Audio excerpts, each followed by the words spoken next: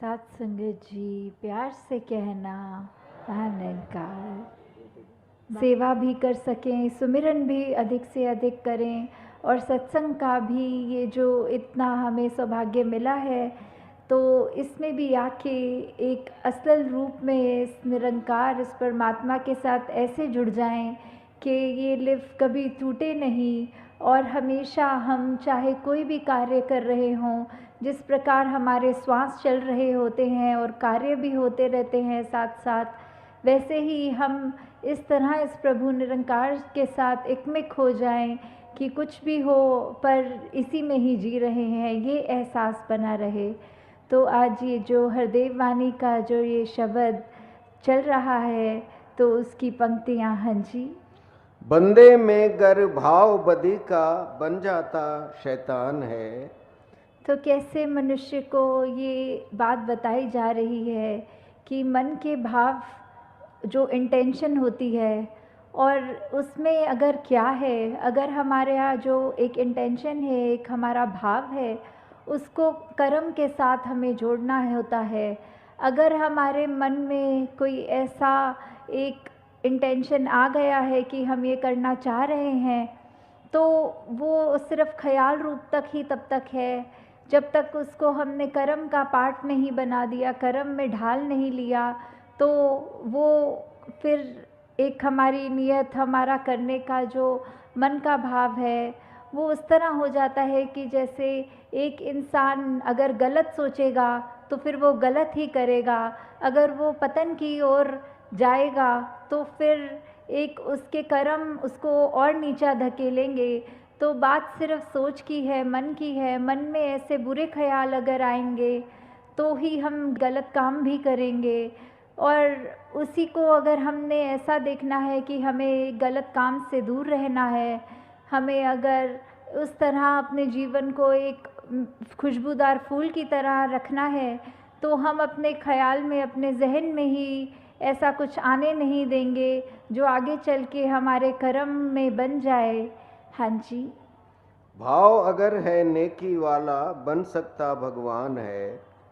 तो यहाँ भाव फिर से यहाँ विपरीत एक अच्छा भाव है, तो वो देखें कि कैसे वही इंसान अगर हो पर मन में उसके जो भाव आ रहे हैं वो अच्छाई के लिए आ रहे हैं, कुछ अपने लिए अच्छा, पूरे समाज के लिए अच्छा, अपने मन को और एक सुंदर रूप देने का, अपने ये जीवन में मानवीय गुण भरने का जब भाव है, तो फिर उसकी तुलना एक भगवान रूप के साथ यहाँ तक कर दी है।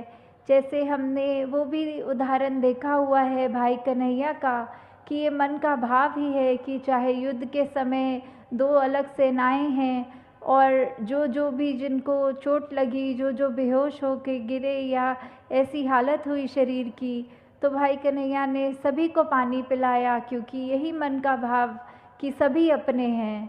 तो फिर ये बात वही है, मन के भाव पे आधारित हो रही है कि ये मन के भाव ही हैं अगर हमारे स्वच्छ, तो हमको वो एक भगवान का दर्जा भी हमारे अंदर ये आ रहा है कि एक मनुष्य होते हुए हमारे कर्म एक इतने ऊंचे हैं।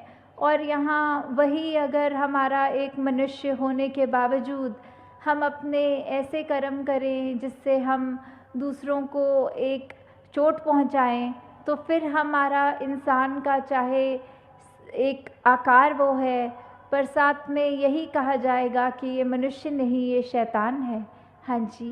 डाकू व डॉक्टर दोनों के हाथ में होता चाकू है। तो जब अगर कोई इंसान अपना इलाज करने जा रहा है डॉक्टर के पास, और वो जो एक सर्जरी होती है, तो डॉक्टर के हाथ में एक सर्जिकल नाइफ होती है जिससे उसको वो शरीर को काटना होता है और वो अंदर जो भी शरीर के खराबी है उसको सही करना होता है। और वहीं अगर कोई चोर लुटेरे डाकू की बात आती है, चाकू तो उनके हाथ में भी होता है। अब ये दोनों चाकू तो चाकू ही हैं, चाकू का उसमें कोई दोष नहीं है, वो तो जिसके हाथ में है, अगर कोई डॉक्टर के हाथ में है तो वो एक परोपकार का काम कर रहा है, वो चाकू वो किसी का शरीर ठीक करने के काम आ रहा है। और अगर वही चाकू एक डाकू के या किसी के ऐसे मन में है जिसके भाव ठीक नहीं है, तो फिर वो नुकसानदेह कार्य वही चाकू कर देता है। तो कैसे अगर हम ये बात को भी सोचें कि हम अगर अपनी नीयत ही ठीक रखें तो हमारे लिए जो भी एक सामान है, एक इस दुनिया में जहाँ विचरण कर रहे हैं, पदार्थ हैं हमारे, हमें कैसे उनका हमेशा सदुपयोग ही करना है, ये मानते हुए कि परमात्मा ने दिए हैं तो बस उसका शुक्रिया है। और जो भी हमारे पास साधन है उसको सिर्फ परोपकार के लिए ही लगाएं। हाँ जी। डॉक्टर आखिर जीवन रक्षक जीवन भक्षक डाकू है। तो यही उदाहरण आगे बढ़ता हुआ कि डॉक्टर ने तो फिर उस चाकू से रक्षा करी है एक इंसान की, और डाकू ने उसी इंसान को नुकसान दे दिया। तो ये बात ऐसी है कि नीयत की ही बात है कि जब एक अच्छा कार्य हमें करना है, हमने उसकी तरफ अपनी ये ध्यान लगाया और सोचा इसको एक रूप दें अच्छा, तो वहीं से ही अगर जिस तरह हम सत्संग में भी आना चाहें तो हम अपने घर से जब निकलते ही हैं सत्संग के लिए तो ही हमारे मन में वो अच्छे सुंदर भाव आते हैं कि आज सत्संग जाना है, कुछ सीखना है, अपनी ज़िंदगी को और बेहतर करना है। तो वैसे ही एक अगर हम यात्रा अपनी कर भी रहे होते हैं उसमें भी हमें ये निरंकार का एहसास लगता है कि टाइम से सत्संग पहुंच जाएं, अच्छे से महात्माओं जो भी बोलेंगे, किस रूप में बोलेंगे वो सुनेंगे भी, तो भी हमें अपने उसके बाद सत्संग का जब समाप्ति हो जाएगी तो कैसे वो सब भावों को अपने मन में बिठा के, अपने मन के भावों को शुद्ध करके अपने कर्मों में वो जब तक बातें नहीं डालेंगे तो उसका कोई फ़ायदा नहीं होगा। तो ऐसे ही इसी उदाहरण में भी कि ये डॉक्टर और चाहे एक डाकू की बात है, पर हम इसको किसी भी एस्पेक्ट में देखें, बात सिर्फ इतनी है कि मन अगर हमारा शुद्ध है, हमारी सोच शुद्ध है, तो हमारा एक भाव के बाद हम उसको कर्मों में भी एक शुद्धता डाल सकते हैं। हाँ जी। दिखने में है एक से दोनों भाव मगर है जुदा जुदा। तो कैसे एक इंसान का जो आकार है वो डॉक्टर का भी वही होता है, डाकू का भी वही होता है, एक अच्छे इंसान का भी एक मूरत, इस दो आँखों, एक नाक, होठ, कान, ऐसा ही दिखता है इंसान वो। पर बात ऐसी आती है कि इंसान को देखकर हम ये जज नहीं कर सकते कि वो कैसा इंसान है। दिखने में सभी इंसान एक जैसे हैं, पर अगर हमें यही देखना है कि कौन इंसान कैसा कर्म कर रहा है, उसी से हमें पता लगता है कि हमें इस इंसान के पास जाना है, ये तो बहुत अच्छी बातें करता है, इसका जीवन देखो कितना सुंदर है, हमें इससे शिक्षा लेनी है, हमने इसके जैसा बनना है। और वहीं दूसरी ओर अगर इंसान हम ऐसा देखें जो कठोर वचन भी बोल रहा है, खुद भी परेशान है, औरों को भी परेशान कर रहा है, तो हम हरगिज़ उस इंसान के पास नहीं जाना चाहेंगे। तो इंसान ही है, ये 5 तत्व जो है वो हर इंसान में है, पर हम अपनी सोच, अपने दिल, हमारे पास जो ये चेतनता है, ये ब्रह्म ज्ञान है, हम उसका कैसे सदुपयोग कर रहे हैं वो हमारे हाथ में है। हम कैसे अपने जीवन की दिशा को कहाँ ले जाना चाहते हैं ये भी हमारे हाथ में है। हाँ जी। एक बुराई करता हरदम एक भलाई करे सदा। तो कैसे ऐसा ही इंसान जो हमेशा उसके पास अगर तो उसकी, जैसे अभी ये डॉक्टर का ही उदाहरण चल रहा है कि कैसे अगर तो एक डॉक्टर की भी मति खराब हो गई तो फिर उसको भी अगर वो सर्जिकल नाइफ मिलेगी तो उसने भी नुकसान पहुंचाना है। और एक अगर डाकू का भी उस समय हृदय में परिवर्तन आ जाए तो उसने भी वो चाकू हाथ में होते हुए किसी के चोट नहीं पहुंचा सकता। तो बात कोई ऐसी नहीं है कि हम संसार में काम क्या करते हैं, बात सिर्फ वो इरादे की, वो मन के भाव की और वो कर्म पे आ जा रही है। देंगे हम ऐसा सोचेंगे कि अगर किसी ने कुछ नुकसान किया है हमारा तो भी उसके लिए ये परमात्मा से यही अरदास रहेगी कि उसको क्षमा करना। उसके अंदर अगर कोई भाव बिगड़ रहे हैं तो उसकी मति में अगर कुछ खराबी है तो दातार उसको ठीक सोच बख्शे, दातार उसके कर्मों को सुधार दे। और कैसे फिर वही उदाहरण आ जाता है फूल का, कांटों का, कि कैसे शायर भी एक फरमा रहे हैं कि फूलों ने तो निभा ली कांटों से, पता नहीं इंसान किस दिन इंसान से प्यार करेगा।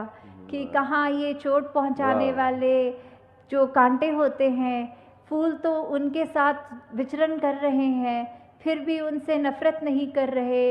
ये पता भी है कि फूल की पंखुड़ी छुएगा अगर कोई व्यक्ति तो उसके हाथ में खुशबू होगी, पर फिर भी अगर उसी के फूल के नीचे थोड़ा हाथ पंखुड़ी से नीचे लग जाए तो कांटे चुभेंगे उस इंसान को। तो ये बात जानते हुए भी फूल कोई अपना दर्जा ऊपर नहीं समझते, कांटों का नीचा नहीं समझते, बल्कि एक ही स्टेम के ऊपर दोनों रहते हैं। तो और साथ ही ये इंसान की बात आ रही है कि फूलों ने भी जहाँ कांटों से निभा लिया है, पर हम इंसान होकर एक परमपिता परमात्मा की एक अंश होकर भी अगर हम आपस में एक दूसरे से नहीं बोल पा रहे हैं, मन में भेद रख रहे हैं, जाति पाति का हो चाहे रंग का हो, किसी तरह का भी अगर हम दूसरे को अपने से नीचा सोच रहे हैं, तो ये हमारी ही सोच में खराबी है, दूसरे इंसान में खराबी नहीं है। हाँ जी। कभी किसी के लिए हमारे मन में ना दुर्भाव हो। तो कैसे ये हरदेव वाणी में ये शब्द का सारांश जो निकल के आ रहा है कि हम अपने मन के अंदर हर एक के लिए भला ही सोचें, हम हर एक के लिए यही सोचें कि हर कोई हमारा ही है, हर कोई अपना ही है। इस हद तक कि अगर हम किसी को मिलते हैं, जब उसके चरणों में ये धर्मंकार करते हैं, तो हम यही मानते हैं कि ये शख्स भी तो ऐसा ही है जैसा मैं हूँ, क्योंकि जो मेरे अंदर परमात्मा है वो अगले सामने वाले के भी अंदर है, और उसी परमात्मा को यहाँ नमन हो रहा है। हम जिससे भी मिलें हमें अपना अक्स उसके अंदर नज़र आए।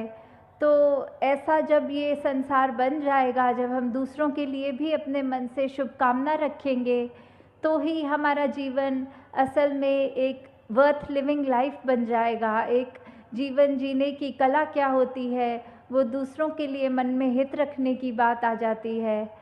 तो दासी और अधिक समय नहीं लेना चाहेगी, हर एक का भला करते जाएं और जो हमें मिला है उसका सदुपयोग करके परमात्मा का शुक्राना करते जाएं। साथ संगत जी, प्यार से कहना, धार नंगाए।